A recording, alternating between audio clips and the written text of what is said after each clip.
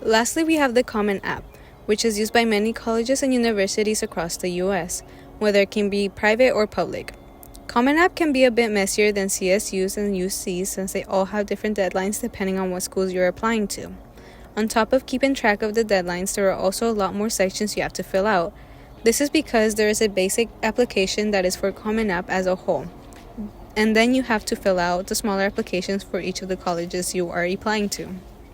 On the Common application, all the questions collect information that is mostly asked for by colleges or universities.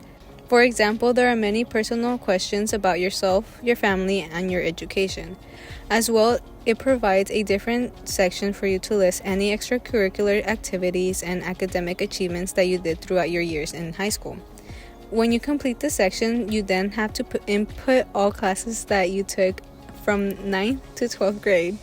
And yes, this would also include any classes that you plan on taking during your second semester of 12th grade.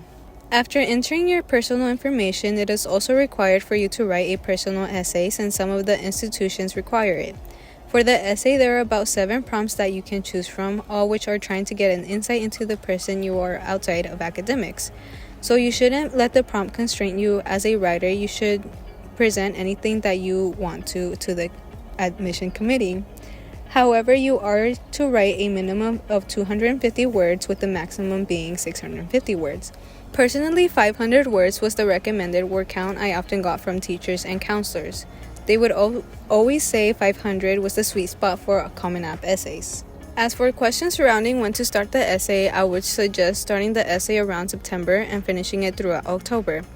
This will allow you to fix any mistakes or add anything you think is important. Again, letting your teachers look over your essay and provide input can also help you since it can give a different perspective on what you are writing about.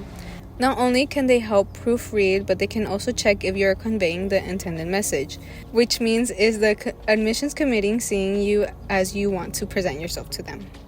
Common App also offers an additional optional essay that surrounds COVID-19. The pandemic had a huge impact on many people's education, so they want to know if the applicant was one of these people. This question is not required, so I only recommend answering the question if you want to share a deep and long-lasting impact COVID has had on you. When you finish the Common application, you then transition into the question that the specific colleges you are applying to are asking. Most of the smaller applications ask for the same things, so they can be very repetitive. But on the bright side, majority of them are short. Some common questions they would often ask include the term you plan to enroll in, your admission plan, any financial aid, and more personal information about yourself and your family. Though there may be a few colleges that will require to write another short essay. From what I saw, many of the colleges and universities that did this were private and more prestige schools. For the most part, they would ask you why you decided to apply to college or other random get-to-know-you-like prompts. Or they can also make you answer short response questions that again are just trying to get an idea of who you are. I would like to reiterate that all of this depends on the colleges or universities that you plan on applying to. Some of the stuff I say may be included, but some of it might not be included. I am just trying to give you a basic overview of the whole process of Common App. As for fee waivers, based on your income, it will depend if you can request a Common App fee waiver for your applications. Unlike the CSU and UC applications, they will not limit the number of applications that you can send in for free. This allows you to turn in as many applications as you want if you qualify for the fee waiver. For Common App, we didn't find a specific parental income in order for a student to qualify for a fee waiver. But there is a specific question early in the Common App application where it asks you if you receive any financial aid from the government-funded programs. And if you do receive financial aid, then you will qualify for the fee waiver. If you don't qualify for the fee waiver, it isn't a big deal and you will just have to watch for the different application fees.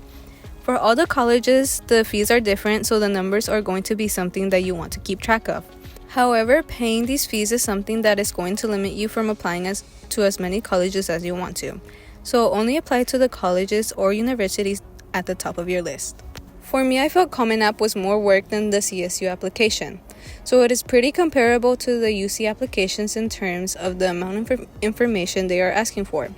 Having to put your personal information on Common App first and then doing it again on the college applications got tiring after a while. It wasn't the best experience I had with the college application databases. Mainly because I chose to do Common App last, I didn't intend for it to be as much work as it is. There was a lot that went into the application, considering for me it was like 7 applications in one.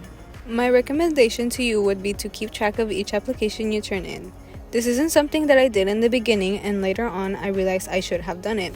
Because on Common App you didn't have to turn in all the applications at once, you can turn them in individually.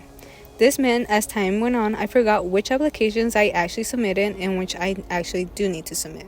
On top of this, you should constantly check your emails. The colleges or universities are going to reach out to you, so they are not spam. Some of them will send you very helpful information, so they are worth at least reading them before you delete them.